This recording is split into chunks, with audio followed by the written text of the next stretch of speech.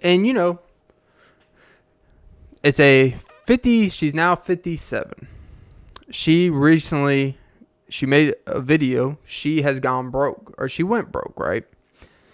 I think it was like when she was 53 or 54, she quit her job to pursue officially acting. Now, like 53, 54 years old to pursue something like that, I mean, unless like, you've done some stuff or, there's some indication like, hey, there's something for you.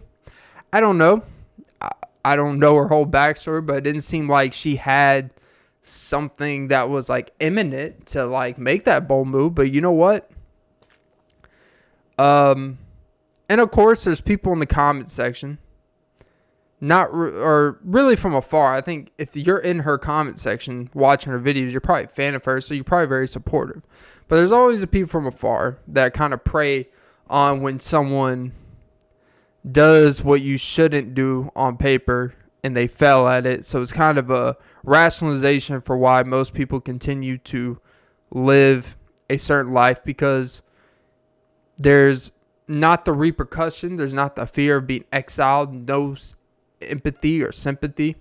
I think a lot of people, we get caught up in this kind of circle of life where at a certain point you just don't want people to not have empathy for you if things go sideways. And because it's a scary place. If you go down, say, fuck this, I'm going to do something that everyone says I shouldn't do or shouldn't do. Or, well, you can do that, but, you need to have a backup plan. And I actually wrote this note down when I was going through my thoughts about the thing, right? Because I've done something similar in the past couple months. But I'm also half her age, and, it's different. I would say you could justify more at a younger age than that age, but actually, the more and more I thought about it, it doesn't really matter what age you do it at.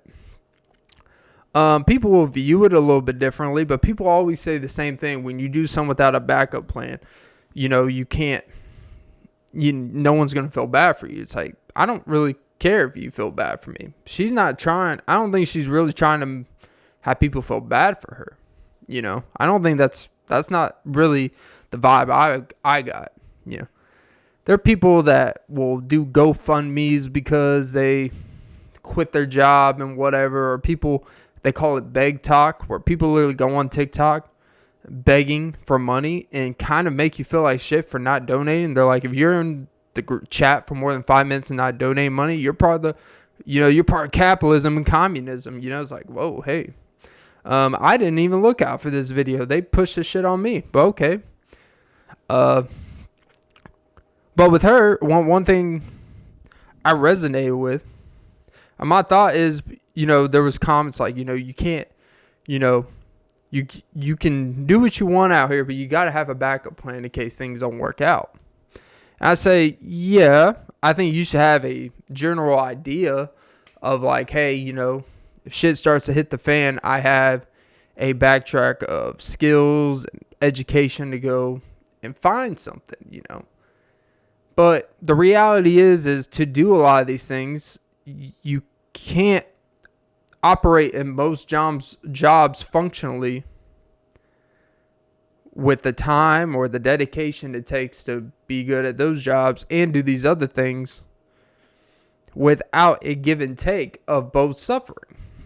So having that backup plan, if you're always just like, hey, if it doesn't work, I'm just gonna, then you may never actually fully dive into it. You may never actually, it may be unconsciously, you think you're putting all the effort and time, but it's like, hey, you know what? This is just like for shits and giggles. And you'll never take it, what you're doing, as serious as you would a job that is paying you.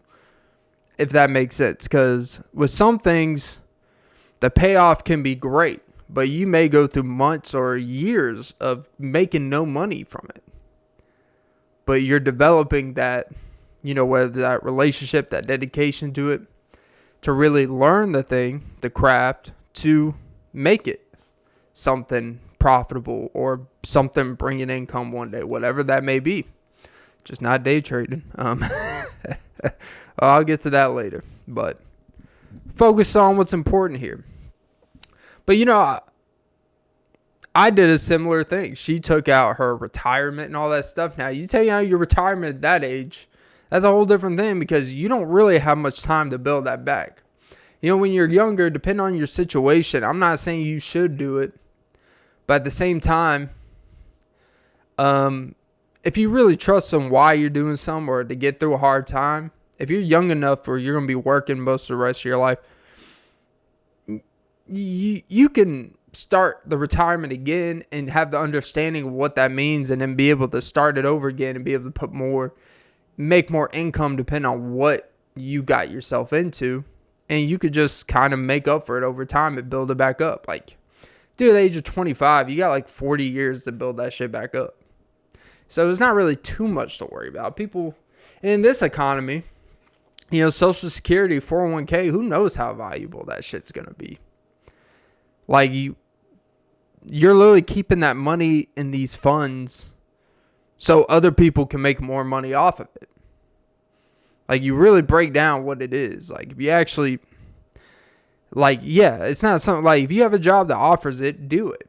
But I'm just saying from a bigger point of view, people act like your 401k is just automatically protected shit. Like, Social Security, all these funds through these private equities and all this stuff. Like, you really look into a lot of this shit. They're basically holding your money so they can make more money, so they can quote unquote compound interest, all that good shit. Cool. But you have to have a fucking amazing 401k for you to really retire and that be good enough anyways. Like, you would have to put I don't think today's, like, if you retire at 65, you live till 85, that's 20 years of that. Whatever that is, with nothing much else coming in, depending on your situation, to survive. And when you get older, you use that retirement because you're deteriorating. And, you're spending most of your money at a higher rate to just function and assist in living homes and all that stuff. And then you're relying on families that are currently, your grandkids, your kids that are trying to raise their own family on top of the financial world we live in. And most families, that's, it's almost like you got to choose between keeping your parents alive when they're 80s or 90s or being able to afford taking care of your kids in a lot of people's situations. There's a really kind of dichotomy of life in a way. But you know what? Nothing Vanguard can't fix if you know what you're doing. Day trading. Just bet the under. Just always bet the under this week. Anyways. But nah, you know what? I think what's a lesson to be told this woman,